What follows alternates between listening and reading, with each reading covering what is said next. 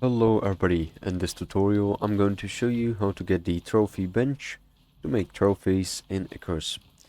First of all, go to the tech tree tier 2 and scroll a little bit to the right, and here you'll see the trophy bench. Click on it to unlock it, and now go to a workbench or a fabricator,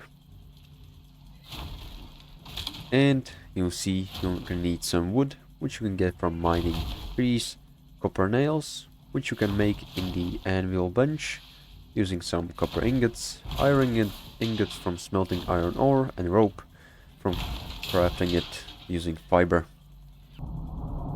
So once you've gathered all the materials, you can go ahead and craft it. And now place it into your inventory slots, and you can place it down inside a shelter on the floor and use it. As you can see, you're gonna need some refined wood and the vestiges of the animal, which you can obtain using the taxidermy knife. So this is gonna be all. Make sure to like and subscribe if you found this helpful, and see you in the next one.